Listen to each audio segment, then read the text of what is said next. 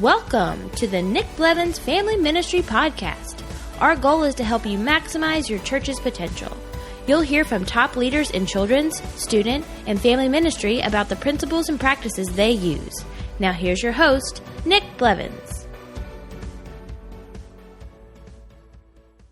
Hello and welcome to episode 82 of the podcast. I'm Nick, I'm your host, and this podcast is for children's ministry leaders, youth ministry leaders, next-gen pastors, family ministry leaders, whatever role you might serve in. And in today's episode, I talk with Afton Phillips about a training plan for small group leaders. Now, maybe you don't lead small group leaders. That's okay, because really this training plan could apply to any volunteers that you lead, but it is specifically about small group leaders. And so we talk about a training plan that you could basically put in place in your church. And she kind of breaks it down in terms of what do you do each year? What do you do each month? What can you do each week to train your team? So before we jump into that interview, I would just love to ask you for a favor. And that favor would be to review and rate this podcast on iTunes. That's one of the best ways to help get it in front of other leaders. I constantly want to have more folks listening to these podcasts, because the more people that listen, the more that interact, and the more interviews with great leaders like yourself that I can find out about and have and learn what they're doing in their church and things like that. And plus, I want as many people as possible who serve in the kind of roles that we serve in family ministry to hear these episodes, because I don't know about you, but I love learning from people. And every week we have a new interview, and it might bounce around to different ministries. And, you know, it's not always going to be the area you serve in, but I love learning every week. And so I want as many people as possible to learn with us. So if you could maybe hit pause, go leave a rating and a review on iTunes, or maybe if you listen in another app, you could leave a rating and a review there. That'd be really, really helpful. But let's go ahead now and jump into my interview with Afton about a training plan for small group leaders. Well, I'm here at the Orange offices with Afton Phillips, and we're going to talk about some different things. But Afton, why don't you introduce yourself and let us know a little bit about you and what you do at Orange? Yeah, well, my name is Afton Phillips, and I am the Director of Small Group Strategies at Orange. So if you've heard of the brand Lead Small, that's kind of my department. It's basically a brand and a community for small group leaders that helps engage and inspire and train them. I've been working here for 5 years, and that's been my job since I started, and it's awesome. And what's really great is that I am a small group leader, so it's really helpful for me to see how my small group of third graders works every Sunday and come to work and be like, what do I wish I had? Yeah. And what can I create for other people that will help them lead their small group better? That's great. What went wrong last night in group or yesterday morning yes. or whatever? Have you had them for a number of years now? I started with them in kindergarten. So now they're precious third graders. They're so cute. I'm nervous because next year in fourth grade, my church splits up boys and girls. Oh, yeah. So I'm going to have to lose all my boys and I'll just have a girls group, which I think will be really fun. But I've just been with them for so long that I think I'll miss all the guys. And the guys and the girls give a really good balance to a group. You know what I mean? Yeah. At that age. Yes, at that age. And then, now it's like, oh my gosh, what are we going to talk about? All these girls, I hope they stay cool. Well, I guess it depends if you take them into middle school. Because then I don't know. People that work with middle schoolers, they get an extra crown in their jewels. An extra jewel in their crown. Yep. Because that's the most insane age group to work with, I think. It is. Well, they'll do anything. Right, it is, but it's a lot of fun. So if you like fun, middle school.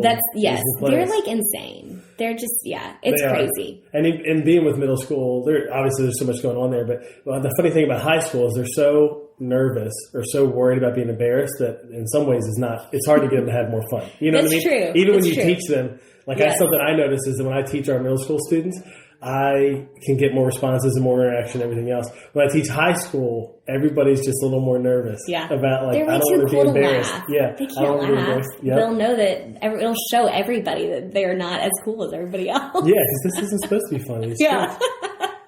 But third grade's like that, I would imagine, perfect spot. It is not too much of the comparison stuff. Yes. In kindergarten, I walked into my small group, I sat down, and this sounds really stupid, but I forgot that they didn't know how to read. Oh, yeah. They can't read yet. They can't read. They can't use scissors. They can't, they can't do basic human functions. And I sat down and I'm like, I have to make 25 sock puppets right now because these kids don't know how to glue like googly eyes onto a sock. Like it was so insane. So I feel like I've been waiting for the day when we could sit down and they're all able to like cut out their own pages and they can read the instructions and like do a crossword or something. And it's here and it's like, it's glorious because they're just it's like a group of little perfect angels.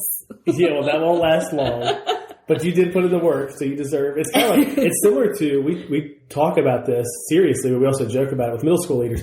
You have to get through 6th grade and a little bit of 7th, and then 7th and 8th are really good. They're breeze, yeah. I mean, obviously, still middle school is hard, but you have to help them navigate 6th, which usually for us, and I'm sure is the same where you are. You get new leaders. Yep.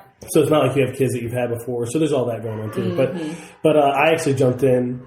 It's been 5 years now or something like that, where I helped co-lead a 7th grade group of guys. Nice. And because they had transitioned and their leaders from the year before weren't there, it felt like we had to do that hard work in 7th grade. But the 8th grade was great. And 9th grade, 10th, and the same leader that I co-led with still has them now. Took them into high school? Yeah, they're 11th grade. That's awesome. That's my favorite thing is when you hear those stories of small group leaders that have stayed with their kids for a long time. Yeah. Especially the transition from like 5th grade to 6th grade and then that transition from 8th to 9th, like those big years. It's like, oh man, how great is it that they have someone that they know and trust at their church that they know will be consistent that year when everything else is inconsistent. Yeah. You know? And it's great too to do like a different leader in high school than middle school. We love that. We do that a lot. But this was a unique case. In fact, the only reason I co-led is just because we needed another body. Like the guy that we picked was the guy. I mean, he was the one that needed to lead that group. Yeah. He knew a lot of those boys for a long time anyway. We stole him from our worship arts department. Yes,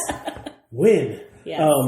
And so we knew he was going to go with them the whole way. And so he's, it's been great. They're 11th grade. And he's excited to see them all the way through, so it'll be fun. That's really cool. So we want to talk about something that, again, you can relate to because you are a small group leader, but a training plan for small group leaders.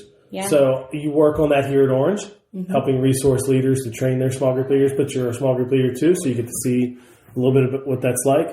But let's start with what are some mistakes that church leaders make when it comes to training small group leaders? Yeah.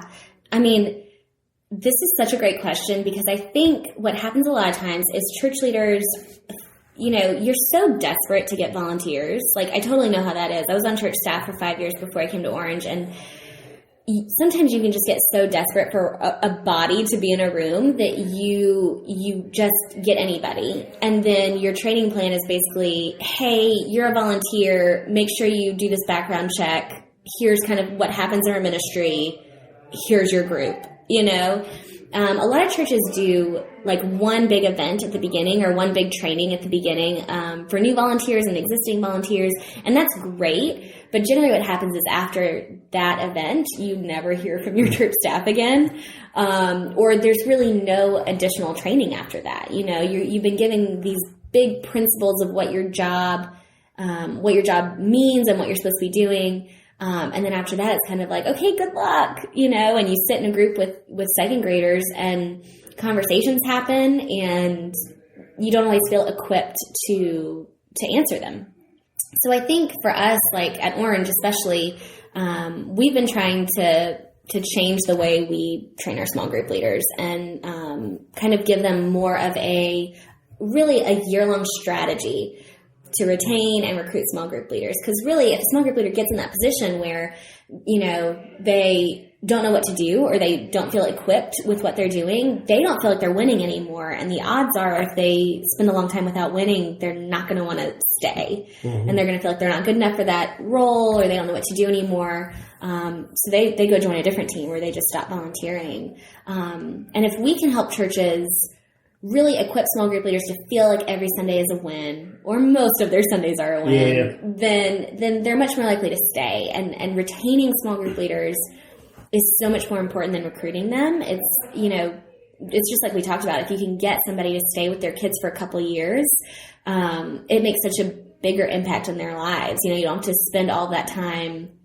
getting to know your kids again for a year. You've gotten some relational change there so that you can speak truth into their lives. Yeah. And I think the reality is it is hard leading small group, whether it's kids like third grade, that's a different kind of hard. Kindergarten, like you mentioned, is different kind of challenge. High school, so every Sunday isn't going to feel like a win, right? Or even sometimes you're looking for the one win on that day, because it's not like it's hard every week, but it'll be hard a lot. And so what are the things that are going to help that small group leader feel like, no, this was still good. This was still worth it. And that's okay, too. Some of it's just expectations. Totally. Like it should be hard here, and that should be a challenge. It's totally an expectation thing. Because it's like, if a church is able to say, this is what a win looks like for you in the morning. And a win might not look like you sat down and you got to have this like amazing conversation about faith every single Sunday. Because the odds are it's not going to happen every Sunday. Yeah. And, I've always got, those kids that walk into your group and you're like, oh, that kid's here today. You're not disappointed. You're glad they're there, but you're like, that's how group's going to go this morning. You know, like for us, it's like, because I've got third graders, they still have so much energy. It's like, if this one kid is there, the whole dynamic of the group is different, and like they're just going to be a little bit crazier and they probably won't have as much conversation. But if you can just define the win for your small group leader and just say, hey, a win is that the kids in your group felt like they had someone they could talk to if they, had a question about faith, or if you were able to get them to remember the bottom line that one Sunday, that's a big win. Or if you could get that one kid to not sit in the corner the entire Sunday, that could be a win. And kind of let their expectations be realistic and be, what they're actually dealing with. Then a small group leader will feel like, okay, I can do this, I'm making a difference, even if it doesn't feel like it every Sunday. Yeah. So what you get to, work on this with Orange, but you also get to be part of a small group leader. What do you think would be let's talk about like a good plan to train small group leaders beyond just maybe the one-off thing in the beginning, or maybe it's some kind of orientation training. What would that look like? Well, we tell small group leaders, or we tell church leaders to train their small group leaders, it'd be great to have a strategy for every year, for every month, and for every week. And we can kind of talk about those in detail, but I'm not saying not to do that big event at the beginning of the year. That's so important. It's a great catalyst for the year to kick everybody off on the right foot. But if you can think of your small group strategy in terms of, what am I doing this year to train my small group leaders? What am I doing this month to train my small group leaders? And what am I doing this week to train my small group leaders? It can kind of just give you some handles to say, okay, I'm thinking about this more than just getting them into the door and, really helping them feel equipped and engaged with our ministry on a different level. So every year we talk about doing a couple big events. One at the beginning of the year, which is really your big training, letting them know the vision of your ministry, letting them know specifics of what their year will look like. And then we would love for churches to do an end of the year like celebration. I feel like a lot of times there's that awkward time like May to summer where you're like, okay, we want them to stay and do summer stuff with us, but a lot of them aren't, but we're still going to ask them because summers are crazy. So, but there's always this weird transition of like, okay, the school year's kind of over, but church is still going on. So do we put a bookend on it? I mean, in my opinion, the end of the year celebration is so important. Like to look back and say, what were your kids like, at the beginning of this year when you got them in the fall, and what are they like now? And what are the big stories, what are the big celebrations that we can look at in this year and go, look at the growth that happened, look at the decisions that were made. This is a big deal, what you did this year. And to kind of have that chance to kind of review the year and celebrate what your small group leaders have done. So this is like the two big events that we talk about should happen every year for your ministry. And if you do at the end of the year and you can share those stories for the leaders, then it's a reminder of like, there were a lot of wins. Because in that moment, you don't necessarily remember how hard week 4 was or whatever, or like week 20, and how it didn't go as planned at all, or I don't know, 3 of your people showed up. Yes.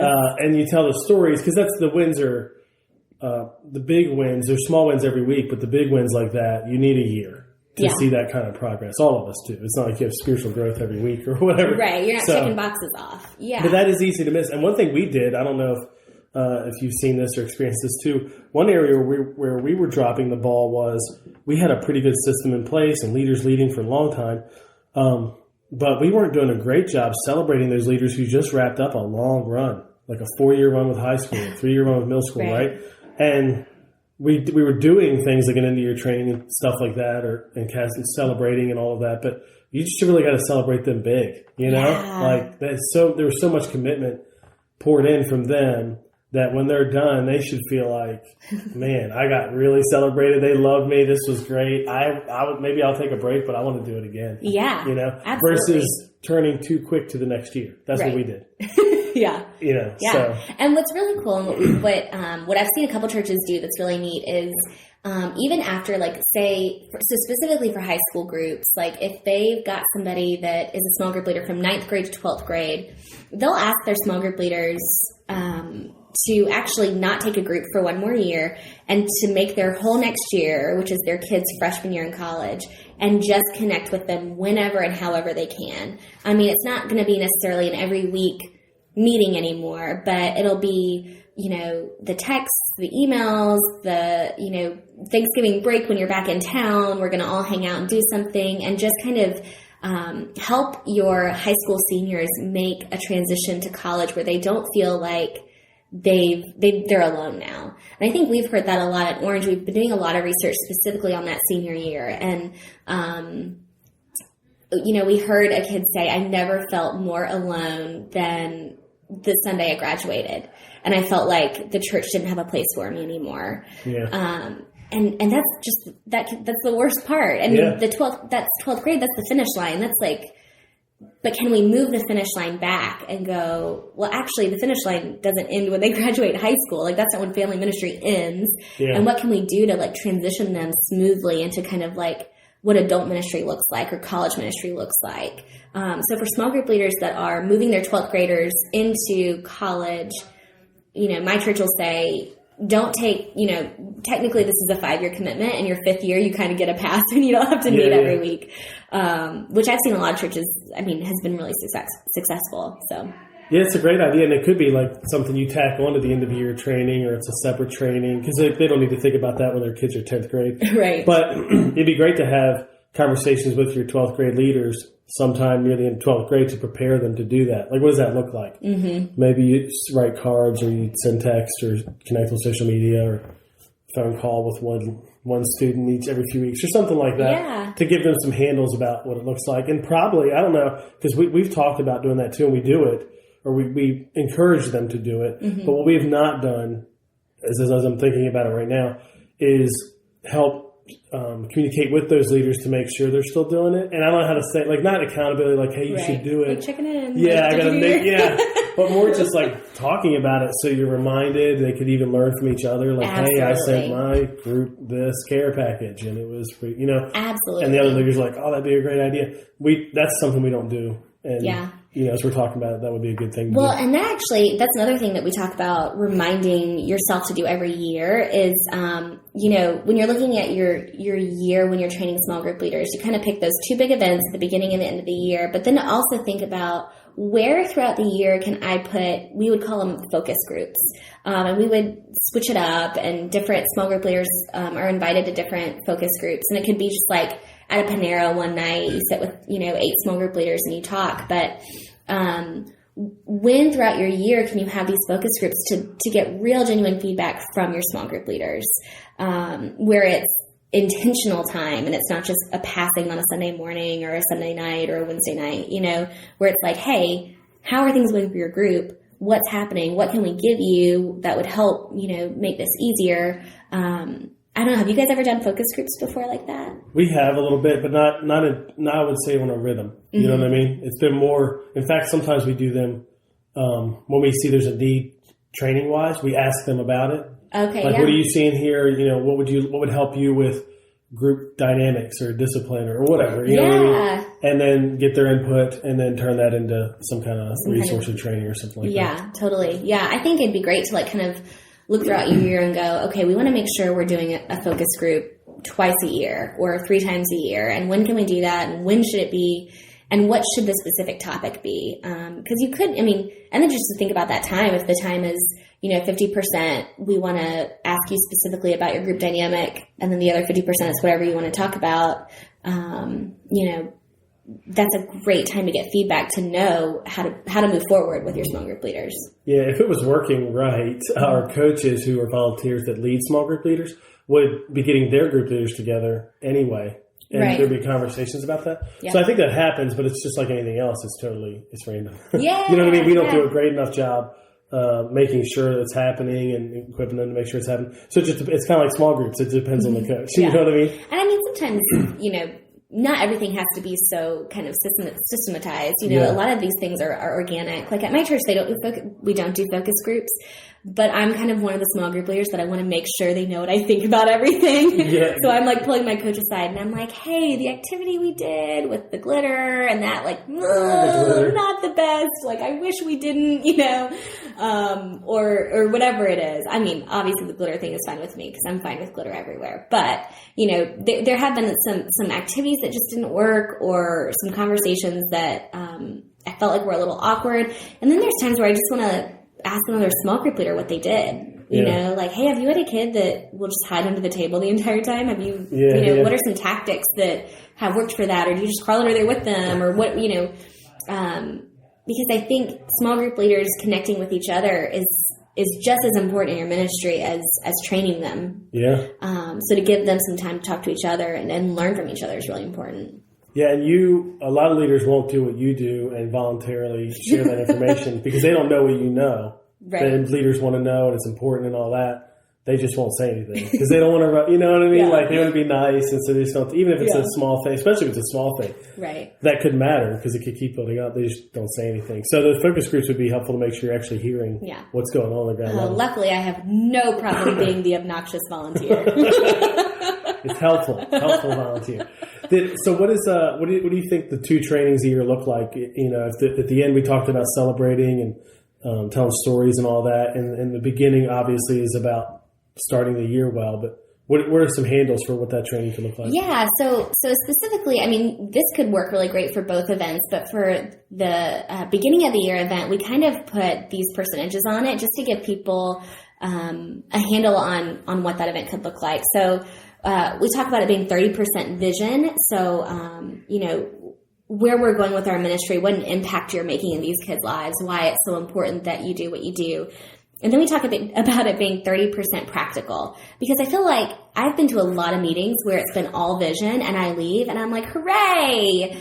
And then I go to my small group on Sunday and it's like, okay, I know this matters, but I don't actually know where my name tag goes, or whatever it is. Where are my kids? Right. Where do I sit? Is this the right place? I don't even know. Yeah. So we talk about being 30% practical. So 30% vision, 30% practical, 30% fun, because people don't want to go to boring stuff. And especially in this day and age, it's like, we need to be entertained a little bit and just to even have fun with each other, to get to know each other is a great thing. And then we talk about being, this is kind of a joke, but kind of not, 10% food, because I mean, what great event doesn't have at least some cookies? Oh yeah. At the bare minimum, we need coffee. Yeah. At the bare minimum, we need coffee. I don't care if it's at 8 o'clock at night. We need coffee. 8 o'clock at night. I was in a training this week, and every lunch had a cookie. I was like, this is great. This is amazing. It doesn't even matter how good lunch was because there was a cookie after every lunch. It's so true. And I would have been so disappointed if the third day there was no cookie. It's like, you set me up. I was expecting a cookie here. Well, that's why I came. I came for the cookie. Yeah, exactly. Yeah. The fun part, too, because you said it, too, is good to have fun with each other. That's a chance to maybe connect. You don't usually connect during a vision part or even a practical part. Sometimes you do.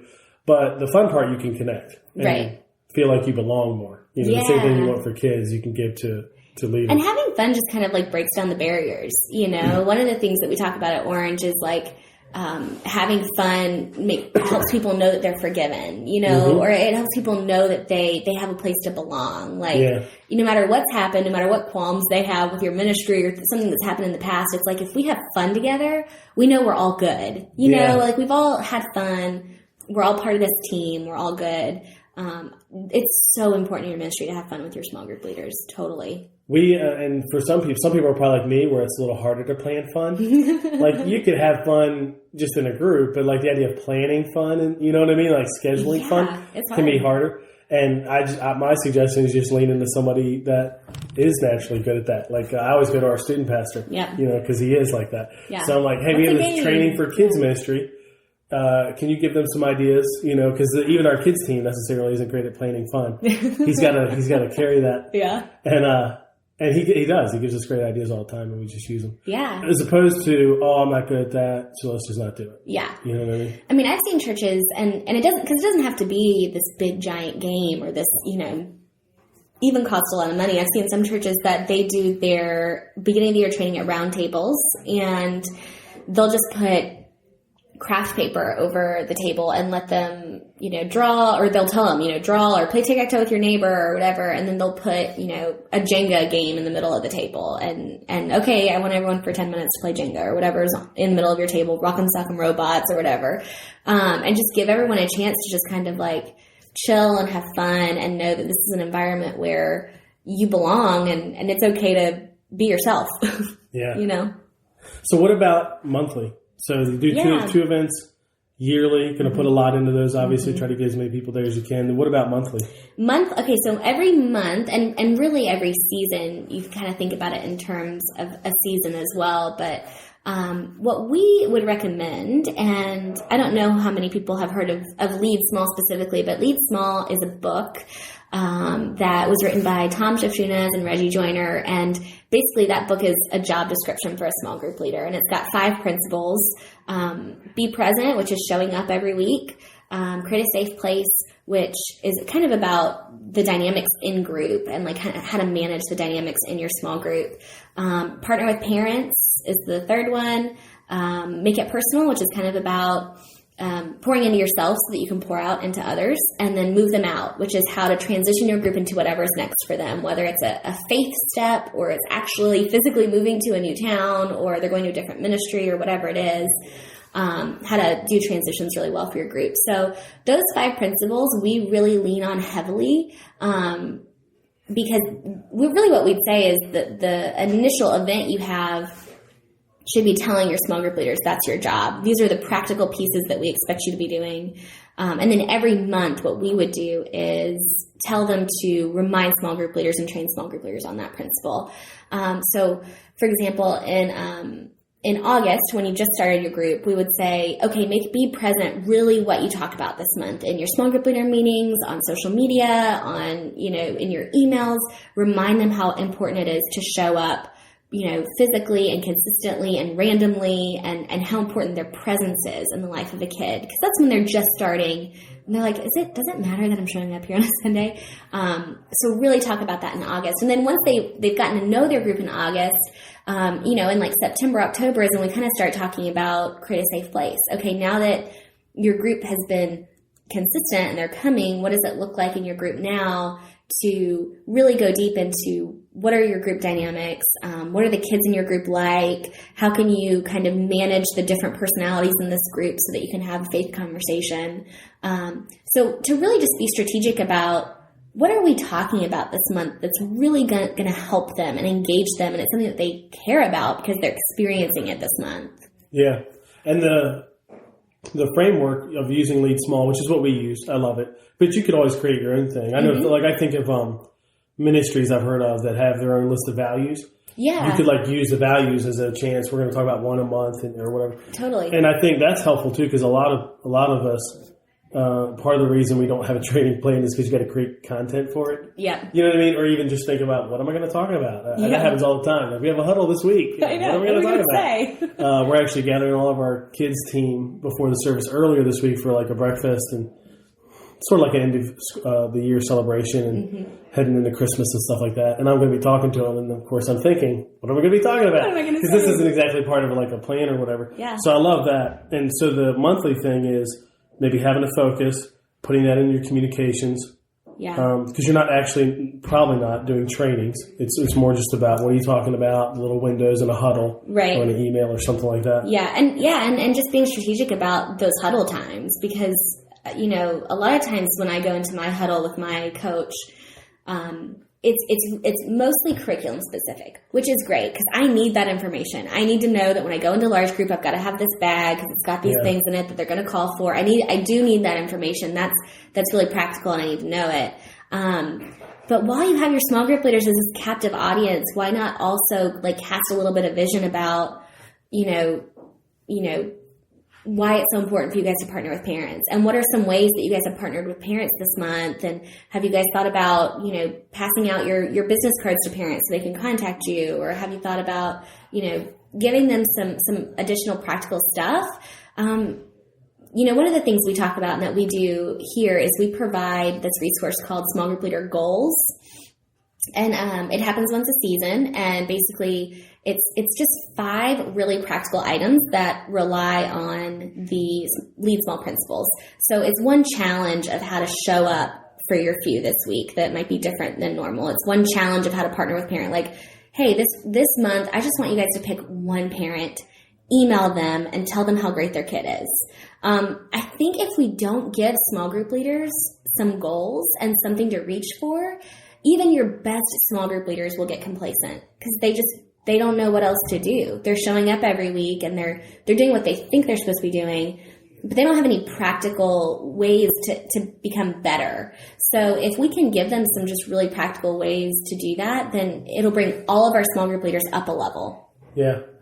Yeah, because they could just do what they need to do to get by each week. Right, which is probably what they're doing. It's probably what most people do, true. Yeah. But if you want to be great small group leaders, some goals and just little things here could certainly help. Yeah. What about weekly?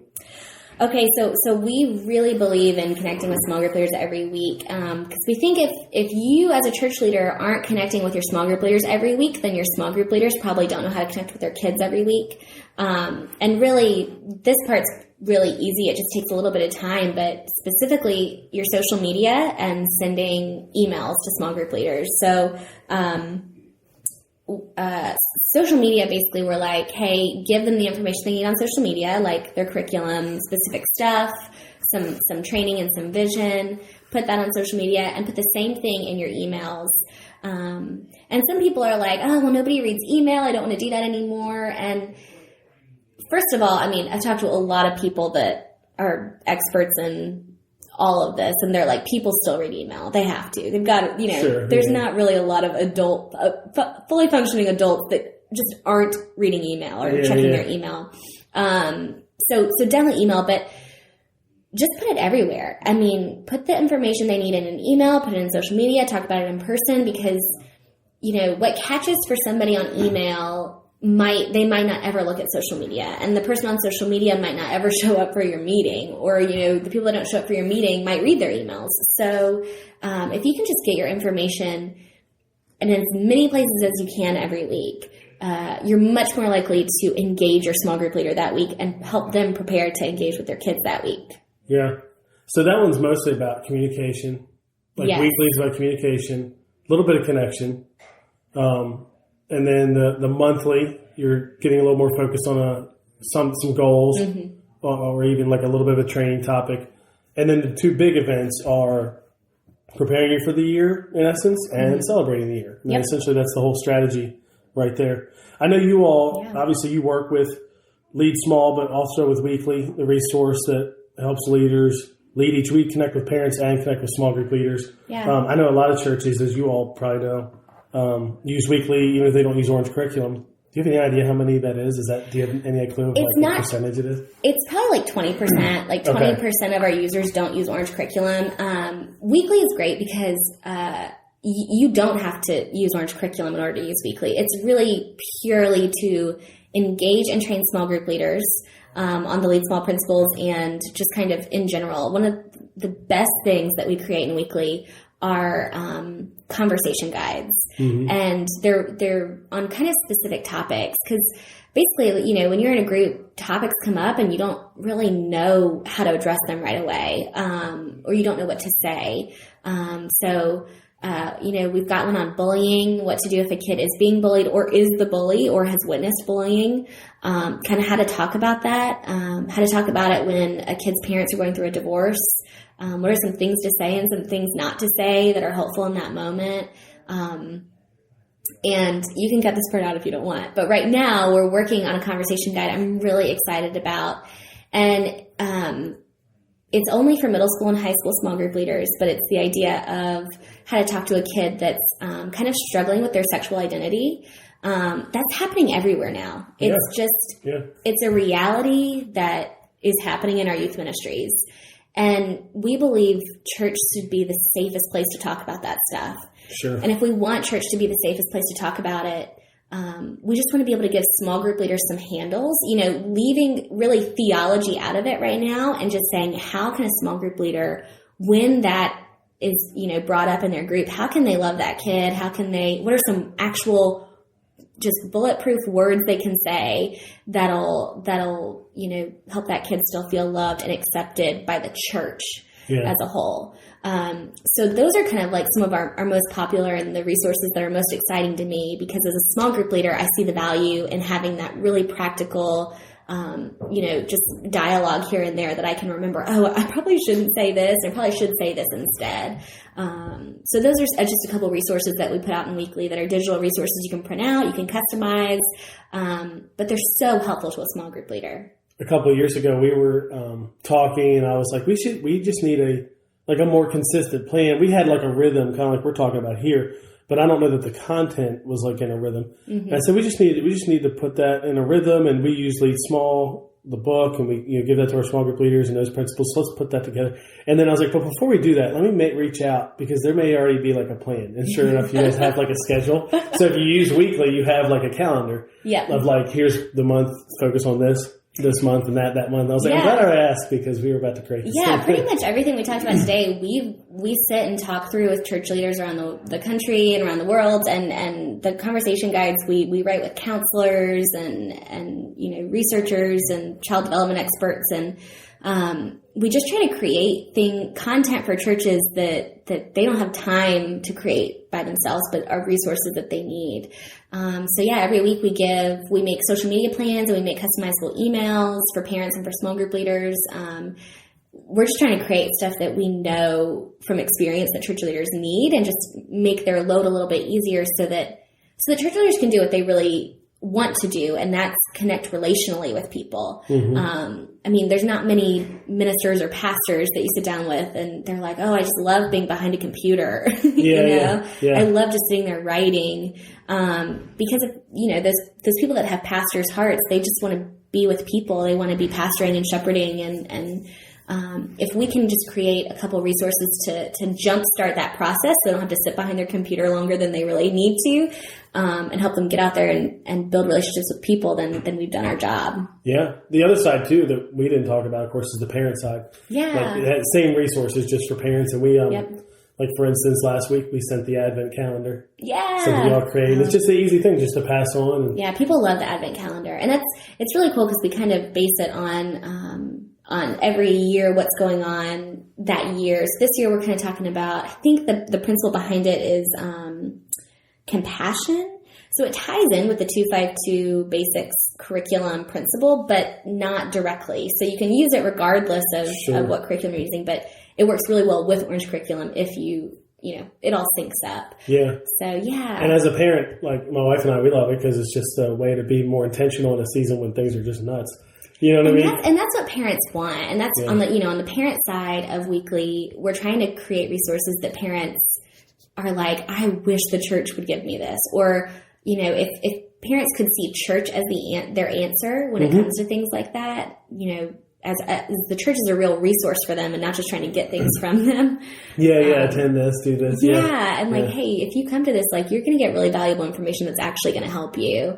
That's what we try to do on the parent side too. Cool. Well, thank you for sharing this. How can people connect with you if they have questions? And we'll link to Weekly and Lead Small and all that stuff. Yeah, Weekly's at goweekly.com, Lead Small's at leadsmall.org. If you want to reach me, you can email me at leadsmall@rethinkgroup.org. And I'd be happy to talk to anybody that, is trying to figure this out or has questions about how it works, or really suggestions too of, how they've recruited and trained small group leaders even better. Because, we're always trying to learn different strategies and ways to make it better. Cool. Thanks, Afton. Yeah, thanks, Nick. Well, that was great, wasn't it? Just a simple plan to train your team each year, whether they're small group leaders or maybe they serve in a different role. I think you could use this regardless of the specific role that your volunteers serve in. And one of the many things that I love about the staff at Orange, and really the staff at most church resource companies that I've interacted with, is they actually do ministry.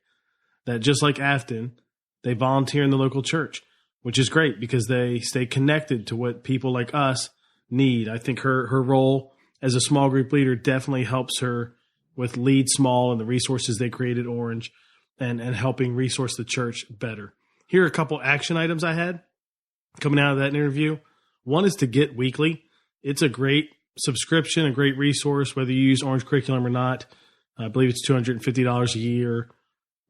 Great purchase. It just gives you so much content to help your small group leaders, but also to partner with parents, which is a really good thing.